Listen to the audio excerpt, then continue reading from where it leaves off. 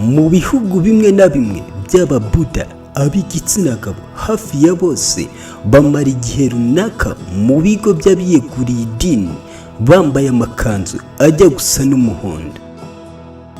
Mu buryo nk'ubwo kandi mu idini gatolika naho hari abagabo cyangwa abagore biyemeza kwiyegurira Imana bakamara igihe kirekire cy'ubuzima bwabo bakorera Imana gusa aho baba batemerewe gushaka cyangwa kubyara. Mbese kuko idini umuntu arimo nijye by'ukuri? Mu gihe cy'ibinyejana byinshi abantu bemeraga imigenzo y'idini bavukiyemo bakayikuriramo. Benshi muri abo bumvaga banyuzwe n'imisobanuro bahawe n'abavutse mbere yabo bakumva ko idini ryabo ari ukuri. Urugero, mbere y'umwaduko w'abazungu muri Afurika buri gihugu cyari gifite uburyo bwabo twakita ko ari ugusenga. Buri gihugu cyagira gutyo ko cyambaza Imana kandi ikabumva. Nta mpamvu rero yari ihari yo gushidikanya ku idini ryabo dore ko babyemeraga ko ari ukuri. Tugarutse ku isi muri rusange, abantu bamaze ibinyejana byinshi batazi ko hariho andi madini kubera ko nta buryo buhagije bwariho bwo kuba umuntu yakora ingendo hirya no hino. Mu kinyejana cya 19 ubwo abahanga batangizaga inyigisho y'ubwihindurize hamwe n'ubushakashatsi mu bya siyansi, byatumye abantu batangira gushidikanya no kwibaza ibibazo byinshi kuri gahunda yariho muri icyo gihe harimo n'idini.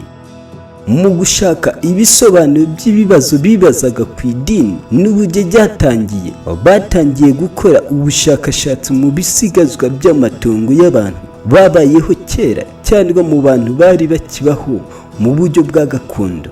Mu buryo butunguranye ku isi hahise haduka ibitekerezo byinshi bisa naho byanganyaga umubare n'abashakashatsi. Bamwe muri abo bashakashatsi bageze ku kintu gikomeye, ubushakashatsi bwabo buramamara ariko abandi bo buribagirana, ntiwamenya ko bwigeze no kubaho.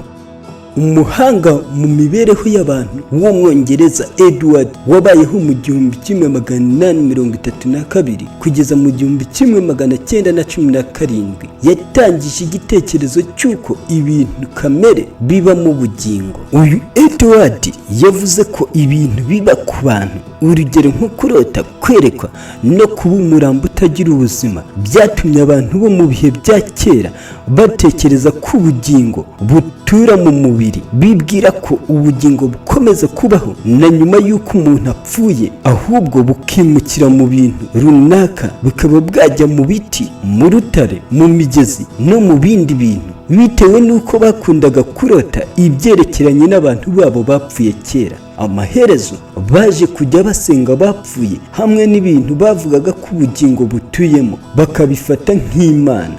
Uwitwaga Mare wabayeho mu 1836 ndetse no mu 1943 yanonose igitekerezo kivuga ko ibintu kamere bibamo ubugingo, maze azana igitekerezo cy'uko ibintu byose bibamo imbaraga zibikoresha.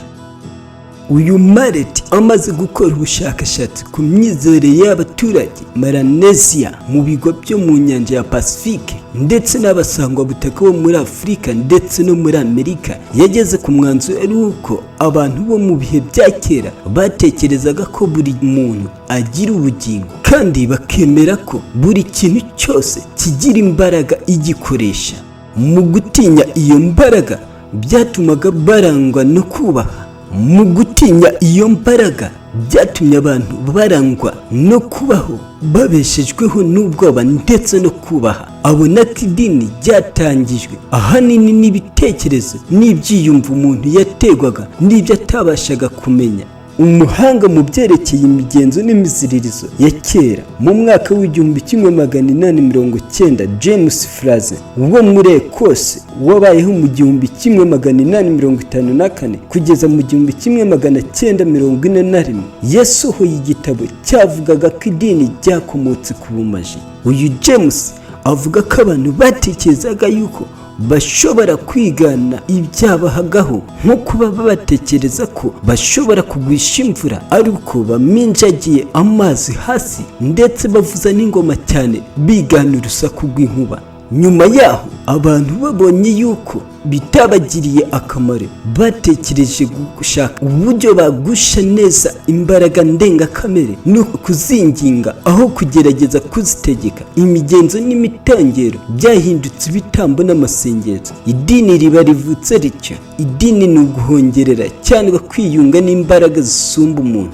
Umuhanga mu gusesengura imitekerereze y'abantu w'icyamamare wo muri Autriche witwa Sigmund Freud wabayeho mu 1856 kugeza mu 1939, nawe yanditse igitabo agerageza gusobanura inkomoko y'idini. Uyu Sigmund Freud yasobanuye igitekerezo cye akurikije umwuga we, avuga ko idini ryakomotse ku gitekerezo cyangwa se ku gitinyiro cy'abagabo, bitewe n'uko mu gihe cya mbere abagabo ari bo bayoboraga umuryango. Byatumaga abana b'abahungu bagirira ishyari base, bakabagambanira, bakabica, bakarya umurambo wabo kugira ngo ububasha bwabo ndetse n'igitinyiro cyabo bubakukiremo. Nyuma yaho umutima w'abaciraga urubanza bagahimba imigenzo n'imiziririzo bagamije kwicuza ibyo bakoze. Dukurikije igitekerezo cya Freud, umubyeyi w'umugabo yahindutse Imana, imigenzo n'imiziririzo biba idini rya mbere, naho kurya umubiri w'umubyeyi w'umugabo wabaga wishwe bihinduka umugenzo w'isangira ukorwa mu madini menshi. Hari ibindi bitekerezo byinshi byagerageje gusobanura inkomoko y'idini. Icyakora byinshi muri byo byaribagiranye, kandi nta na kimwe muri byo cyagaragaje ko ari ukuri cyangwa ko cyemewe kurusha ibindi, kubera ko nta gihamya ishingiye ku mateka yigeze iboneka yemeza ko ibyo bitekerezo byari ukuri. Nyuma y'imyaka myinshi hakorwa ubushakashatsi kuri icyo kibazo cy'inkomoko y'idini, abantu benshi bageze ku mwanzuro w'uko badashobora kuzigera na rimwe babona ikintu cyabafasha kubona igisubizo cy'inkomoko y'idini. Kubera iki abantu batashoboraga kubona inkomoko cyangwa igisubizo cy'inkomoko y'idini? Bose bareberaga ku byo babwiwe cyangwa ku byo babona. Ni muri ubwo buryo no muri iki gihe ugerageje kubaza buri muntu wese inkomoko y'idini rye, yakubwira ibyo yigishijwe cyangwa ibyo yabwiwe n'ibyo yumvanye bagenzi be cyangwa ibyo yasomye mu bitabo. Nawe ushobora kuba wibaza, ese idini urimo inkomoko yaje ni iyihe? Waritangije yaragamije iki? Nawe uri nk'abo ngabo, ndetse natwe dugerageza gushaka inkomoko y'idini. Ariko icyo nakubwira cyo, ntuzigere ugera ku mwanzuro nyawo cyangwa kugisobanura kugira ngo ubone inkomoko y'idini, kereka uwatangije idini ushaka kumenya ari we nyawe ukwibwiriye neza inkomoko ndetse n'igitekerezo aho cyavuye kugira ngo ashinge iryo dini ushaka kumenya. Gusa ntibizakorohera, kuko uwo nguwo watangije idini ushaka gusobanukirwa ndetse no kumenya inkomoko n'intego yari afite naho yakuye igitekerezo, ubu batakiriho. Nawe umeze nkatwe, uracyari mu kayubi ko kuba mu kintu ariko udashobora gusobanukirwa imvo n'imvano ndetse n'inkomoko yacyo. Icyo usabwa ni kimwe, ni ukwihangana, ugategereza, ukagerageza gukora ibyiza aho kugira ngo ukomeze uhambirwe n'iminyururu baguhambirishije udashobora gusobanura imvo n'imvano yayo.